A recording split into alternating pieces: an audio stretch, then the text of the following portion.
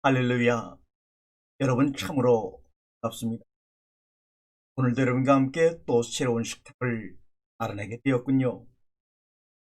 오늘 이 식탁을 마련하는 분주한 가운데서 내 마음속에 늘 자리하고 있는 한 나무와 이야기를 하게 되었습니다. 그 나무가 저한테 이러한 얘기를 하더군요. 저는요, 내 나무 가지 위에 핀 화려한 꽃이 저인 줄 알았거든요. 그래서 그 꽃이 활짝 피어날 때마다 바라보고 많은 사람들에게 자랑을 했어요. 그리고 그 꽃을 찾아오는, 꽃 속에 있는 꿀을 먹으러 찾아오는 벌과 나비들에게 나 자신을 얼마나 자랑했는지 몰라요. 그런데 어느 날 그 꽃잎이 지고 꽃잎이 화려했던 꽃이 하나둘 꽃잎이 떨어지면서 앙상하게 남은 그 가지의 밑둥을 보면서, 내가 평생 저렇게 자랑했던 저 꽃은 내가 아니로구나. 저것은 어느 순간에 땅에 떨어지고 진짜 내 모습은 꽃잎이 다 떨어진 그 봉우리에 맺히는 열매로구나 하는 것을 알았다고 합니다. 그래서 그 나무는 자기가 환하게 피었던 꽃의 꽃잎들이 땅으로 떨어져 썩어가는 것을 보면서도 마음속에 두려움이 없었다는 것입니다. 이제야 살았구나, 이제야 살았구나, 이제야 나의 첫 모습을 발견했구나 하고 감사가 넘치더라는 겁니다. 나무가 열매를 맺는 것은 나무 자신이 먹기 위해서 열매를 맺는 것이 아닙니다. 나무가 열매를 맺히는 것은 하늘에 다니는 많은 곤충들과 주변의 동물들과 또 사람들에게 그 열매를 나누어주고 먹힘으로 말미암아 그 속에 오롯이 감춰있던 자신의 생명을 땅 위에 널리 널리 퍼지게 하는 것이라는 것을 알았다고 합니다. 맞습니다. 꽃잎이 떨어지니 비로소 자신의 진면목을 발견할 수 있었던 것이 바로 하나님이 우리에게 내린 자연의 법칙. 사람도 마찬가지가 아닐까요? 평생 공부하고 스펙을 만들고 훈련을 받으면서 이뤄놓았던 그 모든 눈에 보이는 화려함, 남들이 부러워하는 그 화려함, 이 우리 자신의 진면목이 아니고 오히려 그런 것들이 나 자신의 참된 나를 발견하는 것을 방해하는 울타리였다는 것을 우리는 비로소 인생의 꽃잎이 떨어지는 고난과 좌절을 통해서 비로소 열매 맺힘을 통해 많은 사람들에게 생명을 나눠주는 것이 바로 나의 참모습이라는 것을 깨달을 수가 있는 것이죠. 우리가 우리의 힘으로 이루었던 모든 것들이 하나하나 꽃잎이 떨어져 땅속에 썩힘을 당하듯이 우리가 이루는 모든 것들이 하나하나 알지 못한 이유와 알 수 있는 이유 가운데서 떨어짐을 당하여 그것을 고난과 절망과 낭망이라고 하는 실패란 단어로 표현할 수는 있어도 그러한 가정을 통하여 나의 참된 모습, 그동안 감춰져 있던 수천 년 동안 내가 누구인가라고 질문했던 철학자의 질문, 왜 바른 해답을 찾지 못했을까요? 그것은 바로 내가 땅에 떨어져 죽음으로 말미암아 그 안에서 움트는 숨겨있던 생명을 통해서만이 내가 누구인지를 만나고 목격할 수가 있었기 때문입니다. 그동안의 많은 철학자들과 종교는 내가 살아서 열심히 행위함으로 말미암아 그 가운데서 나를 발견하려고 했기 때문에 모든 사람이 자신을 찾는 일에 실패할 수밖에 없었죠. 우리 인간들은 씨와 열매 사이에서 교묘하게도 꽃에만 집중하기를 원합니다. 우리 인간은 꽃과 열매 사이에서 교묘하게도 꽃에만 집중하기를 원합니다. 꽃은 아름다움을 우리에게 가르쳐주는 것이 아니라 아름다움은 오래 가지 않는다는 것을 가르쳐 줌에도 불구하고 꽃은 씨가 열매 맺음의 원리를 우리에게 가르쳐 줍니다. 꽃잎이 떨어져야 비로소 열매가 맺히기 시작하는 것 누구나 다 압니다. 그런데 그 꽃잎이 절대로 스스로 안 떨어지려고 하니 시간을 흘러가게 하고 비와 바람과 천둥을 보내어 꽃잎을 떨어뜨리죠. 꽃이 아무리 아름다워도 스스로 절대 열매를 맺을 수 없기에 벌과 나비를 보내 암수를 서로 만나게 하여 열매를 맺게 하지.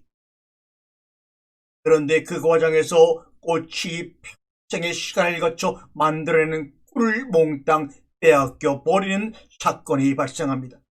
이것을 인간들은 고난과 절망과 낭만과 실패와 배신이라고들 이야기를 합니다. 빈손 빈몸이 되어버리고 맙니다. 그런데 그 절망의 순간, 좌절의 순간에 기적이 일어나는 겁니다. 시 안에 숨겨져 있던 수많은 생명이 태어남으로 모든 것을 보상받게 됩니다. 꽃잎이 떨어져야 비로소 열매가 맺혀 나눔을 주고 다시 본연의 시로 돌아가는 것 아닙니까? 이것이 창세기 1장의 시와 나무 이야기로 우리에게 아름답게 그려져 있는데 우리는 거기서 그것을 보지 못하고 죄라고 하는 단어를 만들어 거기에만 집착하는 못난 모습을 보이고 살아왔습니다. 창세기 1장에는 죄나 용서라는 단어가 나오질 않습니다. 창세기 1장을 쓸 때는 죄나 용서라는 단어조차가 이 땅에 존재하지를 않았습니다.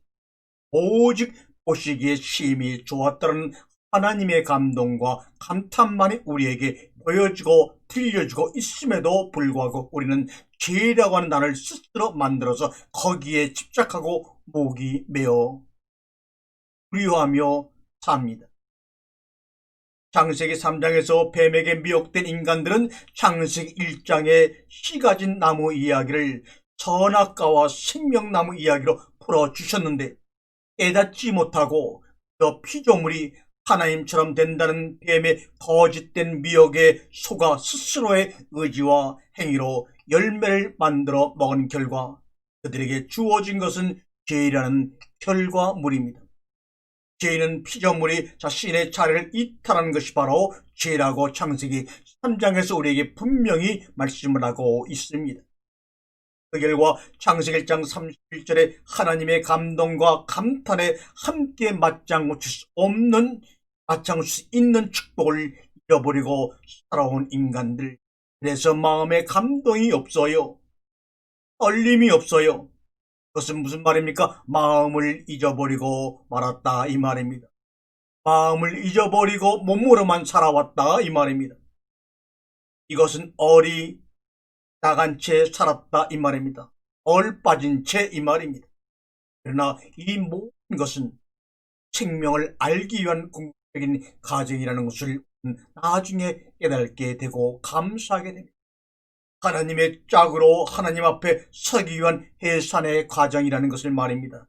그리고 31절로 들어가기 위한 하나님의 예정과 작정입니다. 함께 힘내하기를 원하셨는데, 그래서 함께 안식에 들어가기를 원하셨는데도 불구하고 하나님의 낯을 피해 나무 사이로 숨어버리는 아담, 바로 저와 여러분들의 이야기입니다. 그러나 하나님은 끝까지 우리를 포기치 아니하시고 그 일을 이루어 계시는 것을 우리는 창세기 3장의 사건을 통해 목격하고 하나님의 신실하심을 알아가게 되는 것입니다. 자신의 자리를 이탈한 죄인이 자신의 원래 자리로 돌아오는 것이 바로 인내라고 하는 것입니다. 우리가 인간사에서 말하는 인내는 참고 견디는 것이지만 성경서 말하는 히포몬의 인내라고 하는 것은 자신의 자리를 이탈한 죄인이 자신의 원래 자리로 돌아와서 관역에 맞춰 쓰는 것입니다. 인내는 헬라어로 히포모네라고 합니다. 이 말은 히포, 못못 아래에 살다 거주하다는 말과 모네는 서 있다는 말입니다. 너의 원래 자리로 돌아와 거주하라 이 말입니다. 거기서 내가 너와 하나가 될 거야. 이 말이 바로 인내입니다. 그래서 그렇게 주님은 우리에게 인내하라고 하신 것입니다. 고통스럽지만 참고 견디라고 하신 것이 아닙니다. 물론 그 과정이 잠시 힘들고 고통스러울 것입니다.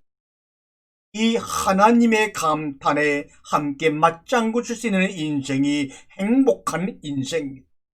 진정 축복을 받은 사람입니다. 이것은 믿는다고 되는 일이 절대로 아닙니다. 그리고 믿을 수 있는 일도 아닙니다. 그런데 인간들은 끝까지 믿을 수 있다고 주여 주여 믿습니다. 목이 쉬도록 외치는 우리의 꼴을 보고 하나님의 마음은 얼마나 상심을 하셨을까 한 번이라도 생각해 보신 적이 있으신지. 좋아요, 한층 양보하여 믿을 수 있다고 해보지요. 씨와 나무 이야기를 믿었다고 칩시다. 예수님을 믿었다고 칩시다. 그게 도대체 당신과 나에게 무슨 의미가 있고 무슨 사건으로 나에게 부딪혀 온다는 말인지 한번 솔직히 답을 해보시라고요. 씨 안에 열매 가진 나무가 셋째 날에 에덴 동산에서 만들어집니다. 나무가 셋째 날, 넷째 날, 다섯째 날, 여섯째 날이 되어서 3일간의 기간이 지난 다음에 열매 안에 씨 가진 나무로 우리의 양식으로 주어지는 것입니다. 바로 십자가에 달려 죽으신 3일 동안의 기간을 통하여 씨 안에 열매 가진 나무가 열매 안에 씨를 숨긴 나무가 되어서 우리에게 먹힘을 당하는 양식으로 내려와 우리에게 주어지는 것이 바로 예수 그리스도의 십자가의 사건입니다. 이 겟세마네 동산의 십자가의 사건을 통해 씨 안에 숨겨졌던 열매가 드디어 양식으로 열려서 우리의 양식이 되는 것입니다. 이것은 먹어봐야 알 수 있는 것이지 믿는다고 되는 일이 아닙니다. 그 작은 씨 안에 어떤 열매가 열릴지 아무도 몰랐고 그 열매가 될지 아무도 믿지 않았지만 우리가 눈으로 목격하고 보고 있지 않습니다. 여러분의 삶의 인생 가운데 여러분의 삶을 통해서 어떤 열매가 열릴지 아무도 알지 못하고 믿지 않는다 할지라도 분명히 여러분의 심겨진 말씀의 씨앗을 통해서 하나님은 여러분의 삶을 통해 자신의 꿈을, 자신의 계획을 온전하게 완벽하게 이루어 내실 것입니다.